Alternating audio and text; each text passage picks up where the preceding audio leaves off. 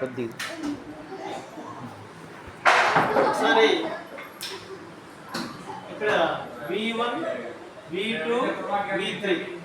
V1 అంటే present tense verb 1, V2 అంటే past tense verb 2, V3 అంటే పాస్ట్ పార్టిసిపుల్. ఇది ప్యాసివ్ వాయిస్ లో ఉపయోగిస్తారు. బరస్ట్ బరస్ట్ బరస్ట్ బరస్ట్ అనేది ప్రెజెంట్ టెన్స్ లో బరస్టే, పాస్ట్ టెన్స్ లో బరస్టే, పాస్ట్ పార్టిసిపుల్ లో కూడా బరస్టే. బై కొనుట, బాట్ నేను బాట్ కొనేను, బై బాట్ బాట్. క్యాచ్ పట్టుకోవడం, కాట్ పట్టుకున్నాడు అయిపోయింది కాట్. చూజ్ చూజ్ స్పెల్లింగ్ తేడా ఉంటుంది, ఇక్కడ డబుల్ ఓ ఉంది, ఇక్కడ సింగిల్ ఓ ఉంది. చూజన్ చూజన్ ఎన్నుకోబడ్డాడు. ఎలక్షన్స్ లో the candidate is chosen by the people అంటాం. The candidate is chosen by the people. Cling clung clung. Come came come.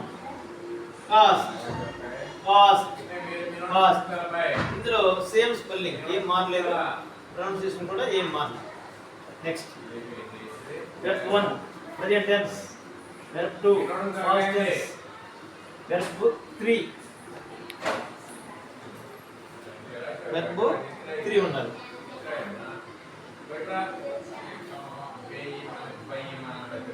Verb 3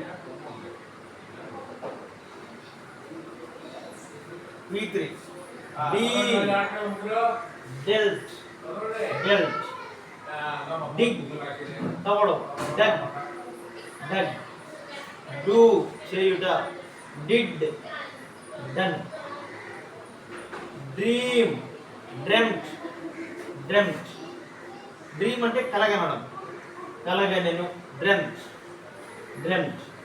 suppose kill killed killed ఉందనుకోండి, ఈ kill killed killed అనేది passive voice లో ఎలాగా రాస్తారో చూద్దాం ఒకసారి. Suppose the snake killed a frog అంటే పాము కప్పను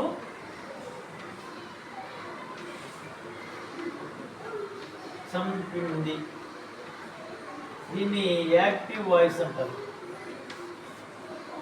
దీన్ని ప్యాసివ్ వాయిస్ కి మార్చేటప్పుడు ఆ ఫ్రాగ్ కిల్డ్ V2, ఇది V2 బి ఫామ్ తీసుకుంటాం. ఫ్రాగ్ సింగులర్ నంబర్ కాబట్టి was killed was killed by the snake by the snake. దీన్ని ప్యాసివ్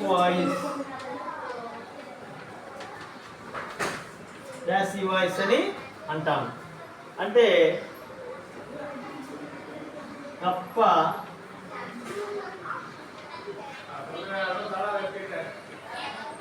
పాము చేత చంపబడింది.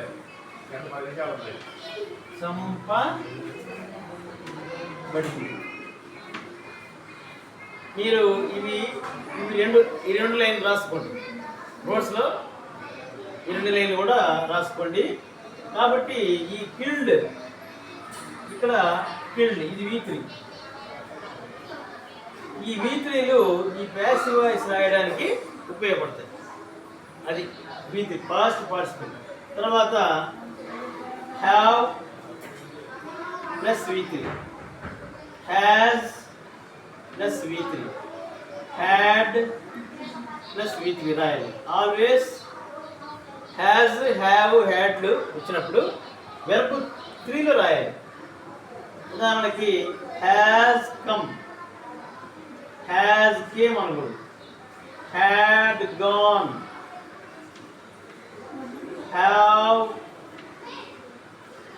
ఈటన్.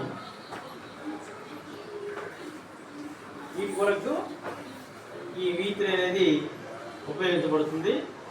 కాబట్టి స్టూడెంట్స్ దీన్ని నోట్ చేసుకొని స్టడీ చేయండి. Thank you.